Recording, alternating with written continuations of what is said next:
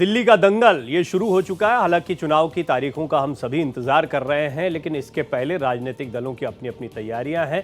और दिल्ली की गहमा गहमी का अंदाजा आप इसी से लगाइए कि आपने बीते साल में बड़े बड़े चुनाव देखे, लोकसभा का चुनाव देखा, उसके बाद कई विधानसभा चुनाव देखे। दिलचस्प थे सारे मुकाबले, लेकिन अकेले दिल्ली का मुकाबला ऐसा मुकाबला है जिस पर पूरे देश की निगाहें टिकी हुई हैं।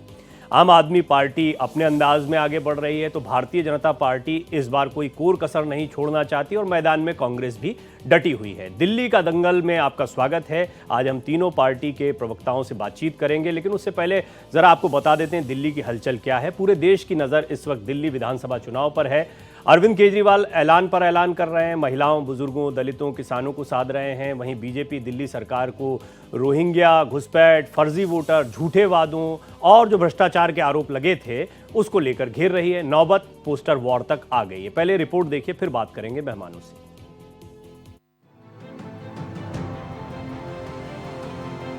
दिल्ली का दंगल भीषण होता जा रहा है। महिला सम्मान की लड़ाई किसान तक आ चुकी है। आम आदमी पार्टी ने बीजेपी पर किसानों को धोखा देने का आरोप लगाया, तो केंद्रीय कृषि मंत्री ने दिल्ली सरकार को आईना दिखा दिया। किसानों की जो डिमांड 3 साल पहले थी, जिसकी मंजूरी बीजेपी ने दे दी, अब वो बैकडोर से वही 3 काले कानून वापस लाना चाहती है।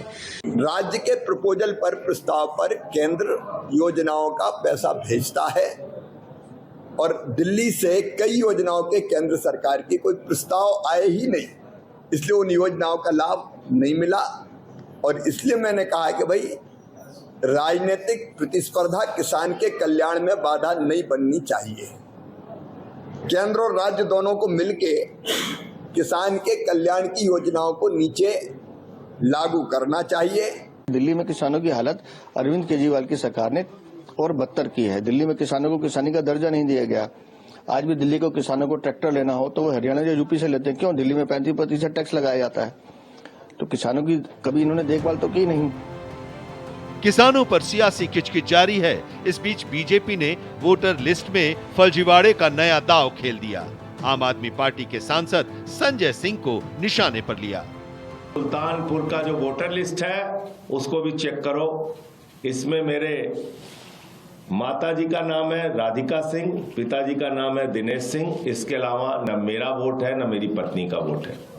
ये जब जहां चुनाव होता है वहां का जाके वोटर बन जाते हैं। ये हमारे देश का लोकतंत्र अलाउ करता है क्या?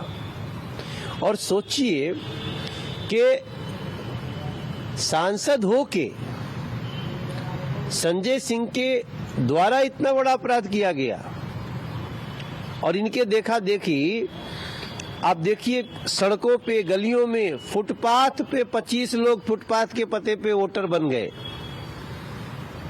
अब ढूंढा जाएगा कौन है बीएलओ, किसने, कौन विधायक उनका सपोर्ट किया था। दिल्ली में इतनी सियासी उठापटक पहले से थी। अब बीजेपी और आम आदमी पार्टी के बीच पोस्टर वॉर भी शुरू हो गया है। बीजेपी ने पहले केजरीवाल को चुनावी हिंदू करार दिया, फिर फर्जीवाड़ा करने वाला महाठग करार दिया। इसके जवाब में आम आदमी पार्टी ने केजरीवाल को ग्रेटेस्ट ऑफ ऑल टाइम यानी महान बता डाला। जो पार्टियां हैं ये दिल्ली की जनता को मुद्दों से भटका रही हैं। दिल्ली की जनता पूछना चाहती है इनसे कि काम क्या किया भाई। एमसीडी को तुमने सत्यानाश कर दिया, बीजेपी से पूछ रही है। डीडीए ने क्या किया पिछले 10 साल में। अरविंद केजरीवाल से पूछ रही है तुम्हारे जो सपने बुने थे कहाँ गए। दिल्ली में बीजेपी अपना ब्रह्मास्त्र उतारने वाली है। नरेंद्र मोदी दिल्ली चुनाव की कमान संभालने वाले हैं, महारैली को संबोधित करने वाले हैं, दिल्ली वालों को 4500 करोड़ की सौगात देने वाले हैं। कुल मिलाकर दिल्ली का दंगल बहुत रोमांचक होने वाला है। Bureau report, Bharat express.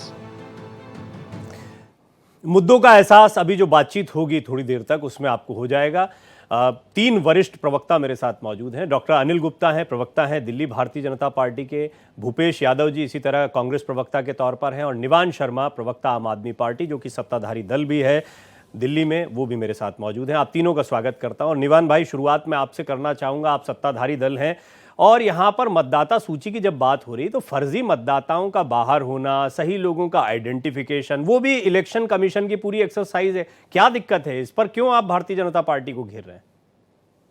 देखिए, हमें तो कोई दिक्कत नहीं है, दिक्कत तो उन लोगों को है जो इस लोकतंत्र में है और जिन्हें वोट डालने की जो वंचित रह सकते हैं वोट डालने से, उन लोगों को प्रॉब्लम है। उन लोगों को प्रॉब्लम है जो 30-30 साल से दिल्ली के अंदर रह रहे हैं और उनका वोट कट गया है। उन लोगों को प्रॉब्लम है कि जो जो जिन किसी का नाम राम सिंह है, किसी का नाम राम कुमार है, किसी का नाम सरिता सिंह है और उनको देश की संसद के अंदर जो है वो भाजपा के अध्यक्ष रोहिंग्या बोल देते हैं। उन आपकी लोगों को शिकायत प्रॉब्लम है। इलेक्शन कमीशन से है, बीजेपी से है?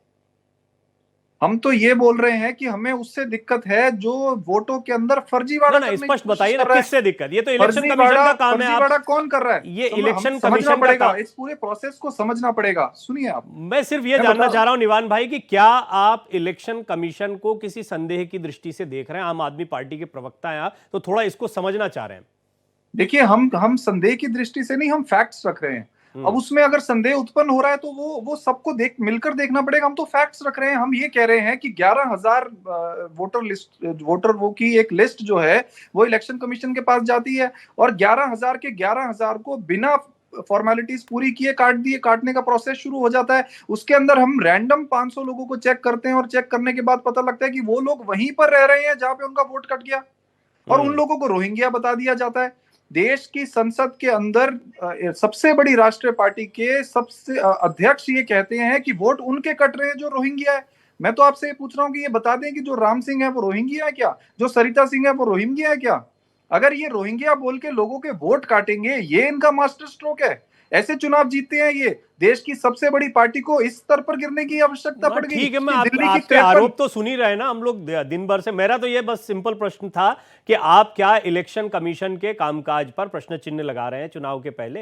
ये एक सवाल मैं बार बार कर रहा हूं। मैंने तो आपको उसका जवाब दे दिया ना। हमने नहीं, फैक्ट्स आपने रखे स्पष्ट हैं। नहीं दिया, आप घुमा के बात कर रहे हैं। आप बता, सीधे हमने बताइए। आपके सामने फैक्ट्स रखे हैं। अब उन फैक्ट्स को किसने मैनिपुलेट किया है ये हमें ढूंढने की जरूरत है। ठीक हमने है, तो ठीक इलेक्शन कमीशन, देखिए अगर हमें इलेक्शन कमीशन पे संदेह होता तो हम इलेक्शन कमीशन के पास जाके कंप्लेंट थोड़ी करते।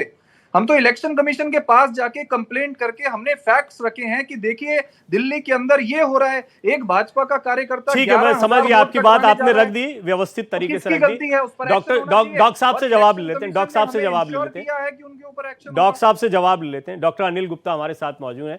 डॉक्टर गुप्ता, ये तो एक मसला है ही। देखिए, अभी चाहेंगे तो आधा घंटा इसी पर बात होती रहेगी, पर मैं ये जानना चाहूंगा कि एक के बाद एक कई और घोषणाएं की, और हम जानते हैं कि अरविंद केजरीवाल जो कुछ लेकर आए थे दिल्ली में, एक मॉडल, हालांकि वो बहुत पहले से चलता है, दक्षिण में तो पुरानी परंपरा थी, लेकिन बाद में आप सबने भी अडॉप्ट कर लिया। हर जगह पर जो फ्री बीज है उसको लेकर एक बहस चल पड़ी।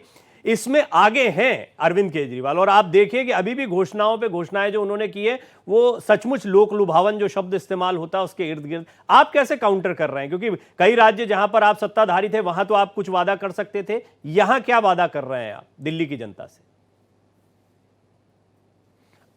अनम्यूट करिएगा सर अगर म्यूट है तो, क्योंकि आपकी आवाज नहीं सुन पा रहे। जी, आवाज आ रही है? जी आ रही है, जी आ रही है। जी, नमस्कार आपको, सभी दर्शकों को नमस्कार। देखिए, जिस तरीके से 10 साल में केजरीवाल साहब ने दिल्ली को बर्बाद किया है, एक से एक भ्रष्टाचार के नए कीर्तिमान इन्होंने स्थापित किए हैं। आज ये डिबेट का टॉपिक नहीं है, जो पूरा मैं कई घंटे आपको इनके भ्रष्टाचार उजागर कर सकता हूं। और अब ये इस बारी जो दिल्ली विधानसभा का चुनाव है, ये बुरी तरीके से हारने वाले हैं। और हमारे सजग कार्यकर्ताओं ने, देखिए एक प्रोसेस होता है इलेक्शन कमीशन में, सब पॉलिटिकल पार्टी के बीएलए होते हैं हर विधानसभा में, और बीएलए 2 होते हैं बूथ पे। इसी तरीके से ईआरओ होते हैं, इसी तरीके से बीएलए होते हैं। जब अक्टूबर में समरी रिवीजन का काम हुआ, हमारे बूथ के कार्यकर्ताओं ने देखा, और ये राइट है, ना सिर्फ हम बल्कि बाकी पॉलिटिकल पार्टी के भी जो बीएलए होते हैं वो चुनाव आयोग को बताते हैं कि क्या हुआ। ये सारा मुद्दा जब हमने देखा कि ये चुनाव हार रहे हैं और अब ये फेक वोटर के सहारे चुनाव की जीतने की कोशिश कर रहे हैं, तो हमारे प्रदेश अध्यक्ष माननीय वीरेंद्र सिंह जी ने आज से करीब 1 महीने पहले चुनाव आयोग को एक रिक्वेस्ट की, 5000 पेजों का एक मेमोरेंडम लेके गए प्रूफ के साथ जी, कि किस तरीके से आम आदमी पार्टी के कार्यकर्ताओं ने फर्जी वोटों में फर्जीवाड़ा कर रहे हैं वोटर लिस्ट के अंदर। किस तरीके से एक एक मकान के अंदर मकान मालिक की नॉलेज के बिना 60 से 100 वोट बनवा रहे हैं। किस तरीके से दिल्ली में कई ऐसी विधानसभाएं हैं जहां एवरेज विधानसभा 2 लाख वोट होते हैं, पर अगर आप देखें मुस्तफाबाद और ओखला जैसी, यहाँ 3 लाख से ज्यादा वोट हो गए, सडनली ऐसे कैसे राइज आया? तो इनकी प्रॉपर प्लानिंग। और ये सिर्फ यही नहीं, आज हमारे प्रदेश अध्यक्ष जी ने प्रेस कॉन्फ्रेंस में कहा है, अब ये नैरेटिव दूसरा बनाने की कोशिश करें। ये इनके कार्यकर्ता आज हमने पकड़े हैं, वो दिल्ली के 3-4 प्रोमिनेंट लोगों के वोट कटवाने का भी उन्होंने एप्लीकेशन दी है, और जिससे कि वो डिफेम कर पाए। मतलब हर तरह की बात आज प्रेस कॉन्फ्रेंस में देखिए डॉक्टर गुप्ता, मैं ये तो समझ गया कि ये मामला बहुत आगे जाएगा, और अभी मैं निवान जी के पास जाऊं, आपके पास जाऊं, तो इसी पर अपना सारा समय निकल जाएगा। मुझे ये बताएं कि इन्होंने एक के बाद एक बड़े वादे किए और बड़े इफेक्टिव भी दिखाई देते हैं वादों के स्तर पर। और अरविंद केजरीवाल वैसे भी बिजली पानी इन दो चीज़ों को लेकर काफ़ी लोकप्रिय हुए हैं, इस बात से इनकार नहीं, क्योंकि जब भी हम लोगों से बात करते हैं तो उनको ये जो बिजली पानी फ्री हो गया वो बड़ा अपील करता है, और आप लोगों ने भी कई जगह आजमाया। इसको कैसे काउंटर कर रहे हैं? वो तैयारी क्या है आपकी, भारतीय जनता पार्टी के वादे और सौगात? जी प्रवीण जी, आपने ठीक पूछा। देखिए, इन्होंने लोकसभा चुनाव से पहले दिल्ली में वादा किया था, 2 वादे किए थे अरविंद केजरीवाल ने, कि मैं महिलाओं को 1,000 रुपये महीना दूंगा, और इन्हें दूसरा वादा किया। जी, आप डॉक्टर गुप्ता से हमारा संपर्क लगता है कि अभी टूट गया है, उनसे फिर बातचीत करेंगे। लेकिन भूपेश जी, देखिए आपके पास अंत में आ रहा हूं, और उसकी वजह भी ये रहती है कि ऐसा लगने लगा, इसको थोड़ा सबसे पहले मुझे करेक्ट करिएगा इफ आई एम रॉन्ग, कि क्या बीजेपी और आम आदमी पार्टी के बीच में मुख्य मुकाबला हो रहा है और आप इन दोनों को प्रभावित करने की स्थिति भर में, या आप सीधे सीधे मुकाबले में हैं? ये कैसे दिल्ली की जनता को बताएंगे? डॉक्टर साहब, दिल्ली की जनता ने कांग्रेस का पिछले 15 साल का शासन देखा है, शीला जी का। कांग्रेस ने काम करके दिखाया है, और काम करने का तरीका भी कांग्रेस को ही आता है। इनकी नूरा कुश्ती पिछले 10 साल से देख रहे हो, आप भी देख रही है, दिल्ली की जनता भी देख रही है। दिल्ली का इन्होंने क्या हाल कर दिया। दिल्ली को पेरिस बनाने चले थे। दिल्ली का आज दिल्ली में चलने लायक सड़कें नहीं है, पीने के लिए पानी नहीं है, बिजली की व्यवस्था क्या है आपको भी पता है। तो हमने काम किया है, और जनता हमारी तरफ निहार रही है कि आने वाले समय कांग्रेस का ही है। मैं आपको ये सुनिश्चित करता हूं। जी, और मुझे ये भी बताइए कि ये जो वोटर लिस्ट को लेकर अभी एक बहस चल रही है, और हम कुछ ग्राफिक्स के जरिए जानकारी भी देते रहेंगे, संजय सिंह जी ने भी कई सारी बातें कही हैं अपनी प्रेस कॉन्फ्रेंस में, इसको लेकर आपकी राय क्या? आप कितना सही मानते हैं इस प्रोसेस को? मेरे तो 2-3 सवाल हैं, भाजपा से भी हैं और आप पार्टी से भी हैं। पहले तो ये बताइए, बंगाल बॉर्डर से चल के दिल्ली तक रोहिंग्या आ कैसे गए? इसकी जिम्मेवारी किसकी बनती है? ठीक है, तो इन्हें बताना पड़ेगा ना भाजपा को, जो ये रोहिंग्या रोहिंग्या रोहिंग्या कर रहे हैं। और उसके बाद ये बताइए दिल्ली सरकार में कि इन लोगों के अगर फर्जीवाड़ा है तो आज से पहले कहाँ थे ये?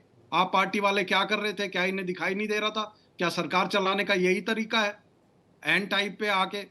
रही इलेक्शन कमीशन की बात, आपने पिछले चुनाव में हरियाणा के, महाराष्ट्र के चुनाव में देखा होगा, ये सडन ग्रोथ कहाँ से आ जाती है। 40 लाख वोटर महाराष्ट्र के इलेक्शन में पिछले 2 से 2.5 महीने में बढ़ गए थे। ये कैसे हो रहा है?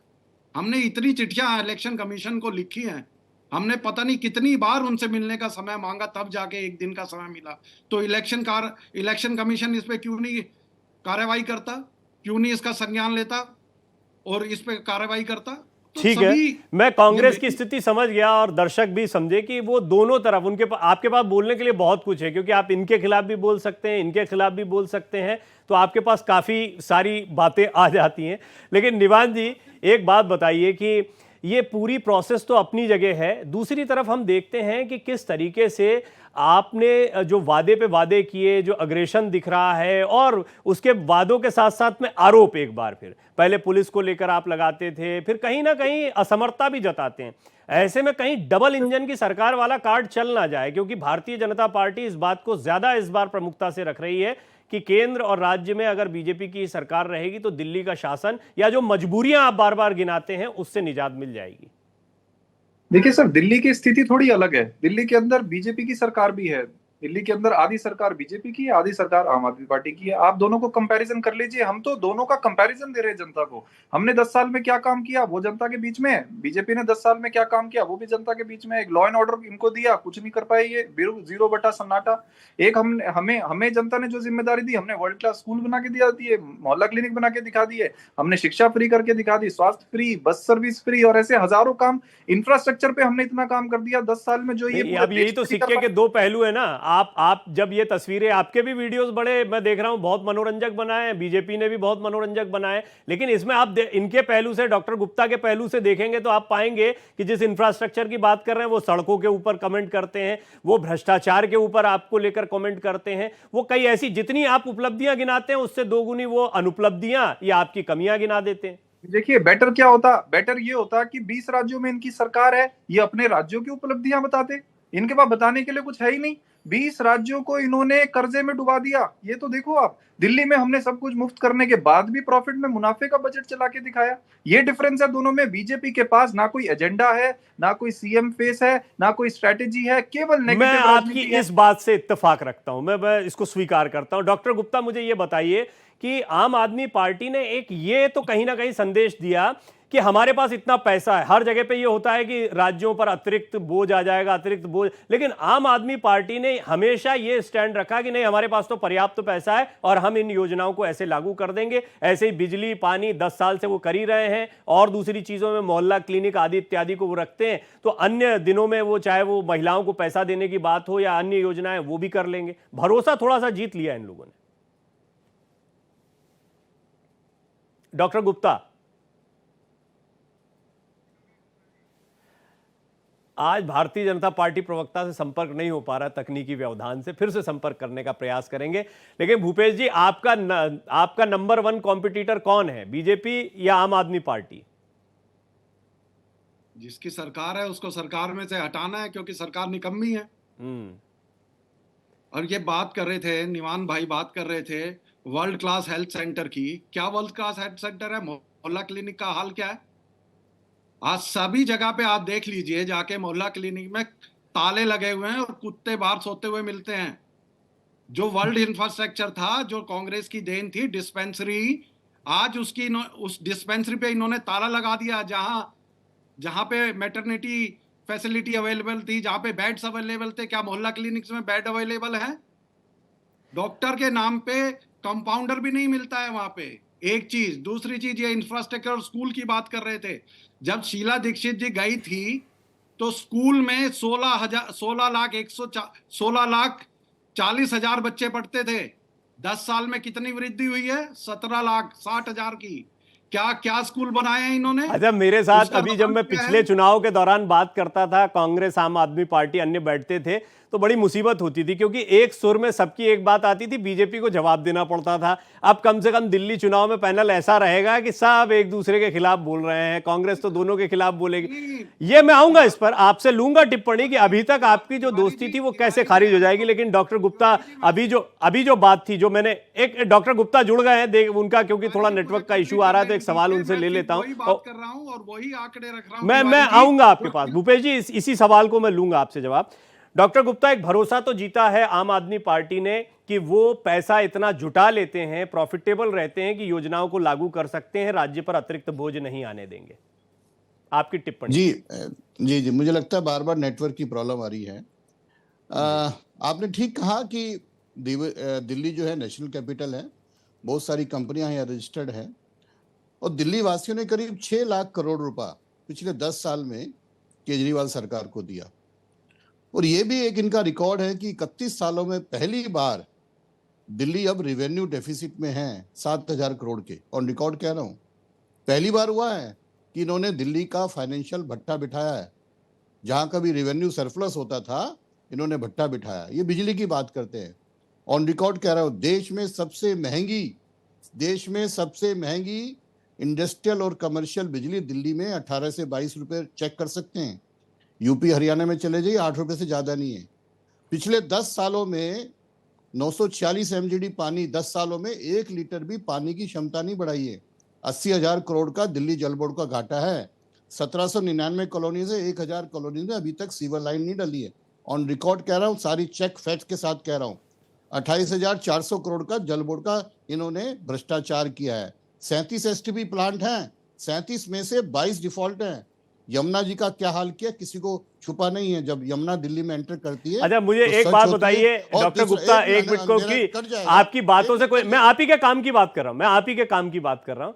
ऐसा तो नहीं होगा कि दिल्ली के लोगों को ये इंप्रेशन जाए जब आप ये बोल रहे हैं बीजेपी की, कहीं बिजली पानी हमारा फिर से पेट तो नहीं हो जाएगा, महंगा तो नहीं हो जाएगा, ये आप यथावत रखेंगे स्थिति?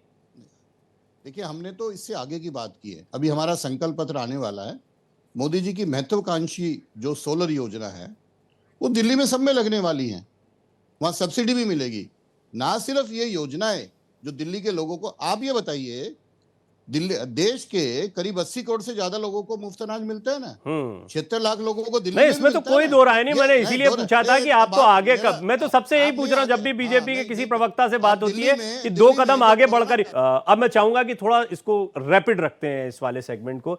निवान जी, सबसे पहले तो दिल्ली की जनता ने बेशक आपको 2 बार चुना, लेकिन एंटी इनकम्बेंसी, भ्रष्टाचार के आरोप, जेल जाना, वो कट्टर ईमानदार पर बार बार आपका जोर देना, फिर भारतीय जनता पार्टी का बहुत एग्रेसिव होना, विजय रथ पर सवार होना, ये कुछ चीजें हैं जो आपके लिए चिंता का विषय है इस बार के चुनाव में। देखिए, मैं आपको क्लियरली बताता हूं कि हम चिंता करते ही नहीं है। हमारा एक जो प्रोसेस है वही डिफरेंट है। हम गवर्नेंस के बेस पे काम करते हैं, गवर्नेंस के बेस पे चुनाव लड़ते हैं। अभी मैं पूरी जिम्मेदारी के साथ आपके चैनल पे बोलना चाहता हूं कि जितने भी फैक्ट इन्होंने दिए बीजेपी वालों ने, सारे गलत हैं। मैं आपको केंद्र का फैक्ट देता हूं। इन्होंने पाइपलाइन की बात करी, हमने 6,500 किलोमीटर पाइपलाइन डलवाई। इन्होंने सीवर की बात करी, हमने 4,500 किलोमीटर सीवर लाइन डलवाई। इन्होंने सड़कों की बात करी, हमने फर्स्ट टाइमर 10,500 किलोमीटर की सड़कें बनाई। हमने अभी ये क्या कहते हैं, मोदी जी आएंगे तो सोलर लेकर आएंगे। मैं इनकी जानकारी के लिए बता दूं कि दिल्ली सरकार ने ऑलरेडी सोलर स्कीम अनाउंस कर रखी है सब्सिडी वाली। आपको नहीं पता तो solar.delhigovernment.in की वेबसाइट पे जाके आप भी सब्सिडी ले लो। हम वो सब कर चुके पर हैं। ये इनके अभी, हालांकि देखिए हमको बहुत समय मिलेगा, आने वाले दिनों में इन्हीं चीजों पर चर्चा होगी, लेकिन ये इनका तो आरोप है कि आप आयुष्मान जैसी योजनाओं को यहाँ लागू नहीं होने देते, और कुछ केसेस मेरे पास भी आए जो बड़े परेशान होते हैं लोग। तो केंद्र की भी कई योजनाएं हैं जिन पे आप जो है एक रोड़ा अटका देते हैं। फिर देखिए, दिल्ली में इलाज मुफ्त है, तो हमें ऐसी योजना की दिल्ली वालों की जरूरत ही नहीं है जहां पे फर्जीवाड़ा हो, हजारों करोड़ रुपए स्वास्थ्य के नाम पे खाए जाएं। ये तो सीएजी की रिपोर्ट है कि देश में सबसे बड़ा फर्जीवाड़ा जो है वो आयुष्मान कार्ड के नाम पे होता है। आप हॉस्पिटल में आयुष्मान कार्ड लेके चले जाओ, इलाज होगा ही नहीं। क्या कंडीशन नहीं, लेकिन आयुष्मान कार्ड से फायदा हुआ लोगों को, इस बात से मैं तो आपको एक रियल केस स्टडी बताता हूं, हालांकि पर्सनल अनुभव बहुत साझा नहीं करना चाहिए, लेकिन एक ऐसा केस आया आपके दिल्ली से कि उनका आयुष्मान कार्ड नहीं बन रहा था, वो बड़े चिंताग्रस्त हो गए। वो हमारे ही एक संस्थान के ऐसे सदस्य हैं जिनको आवश्यकता थी। खैर, इस पर हम कभी बात करेंगे। अब मैं थोड़ा फटाफट क्लोजिंग कमेंट पर जाता हूं। भूपेश जी, मुझे यह बताइए कि अभी आम आदमी पार्टी बीजेपी में इतनी बात कर रहा हूं, आपका स्टेक, शीला जी से मुझे बात करने का भी मौका मिला, उनके काम को बड़े करीब से मैंने देखा, सब जानते हैं बहुत शानदार मुख्यमंत्री, लेकिन वो बहुत गुजरा हुआ दौर हो गया। क्या उन्हीं के नाम पर चलेंगे या आप लोगों का स्टेक कुछ होगा या अच्छा होगा? कैसे ये जनता माने? नहीं, वो गुजरा हुआ दौर ही हमारे काम करने का तरीका बताता है। शीला दीक्षित जी जब सत्ता संभाली तो वाजपेयी जी केंद्र में थे, सरकार चलाई, एक तरफ बीजेपी थी, एक तरफ कांग्रेस थी। इनकी तरह रबड़ पेंसिल और इरेजर पे लड़ाई नहीं होती थी। आज निवान जी हॉस्पिटल की बात कर रहे हैं, हेल्थ इंफ्रास्ट्रक्चर की बात कर रहे हैं। शीला जी जब छोड़ के गई थी सरकार दिल्ली की, तब 39 हॉस्पिटल थे। आज कितने हैं? 39। 3 हॉस्पिटल निर्माणधीन थे, 8,000 रूम्स बढ़ाए हैं हमने सर। कितनी सड़कें बन गई, 8,000 रूम्स बढ़े हैं। जो लूप्स को, चलिए, मैं आज आज के लिए इस चर्चा को, क्योंकि हमारे पास समय सीमित है, लेकिन निश्चित तौर पर आज मुझे आप तीनों से बात करके बहुत सारे मुद्दे ऐसे समझ में आए कि आप लोगों ने क्या तैयारी कर रखी है, और ये मुद्दे अभी जो चुनाव की तारीखें आने और उसके बाद भी चलते रहेंगे। निवान भाई को पता है, भूपेश जी से भी खूब बात होती रही है। डॉक्टर गुप्ता, चलते चलते संक्षेप में अपनी बात कहें, जो भी कहना चाह रहे हैं। मुझे लगा मुझे थोड़ा समय कम मिला, पर एक चीज मैं निवान जी को काउंटर करना चाहूंगा। जो केजरीवाल साहब और बिजली कंपनी के लूट है ना, ये इनसे पूछना चाहिए पीपीसी चार्जेस 45% क्यों ले रहे थे?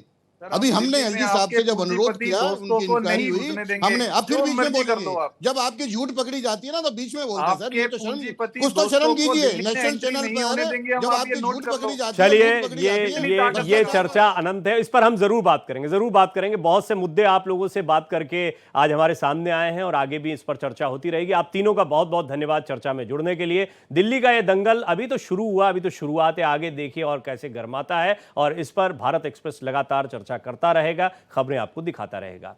फिलहाल दिल्ली का दंगल में इतना ही।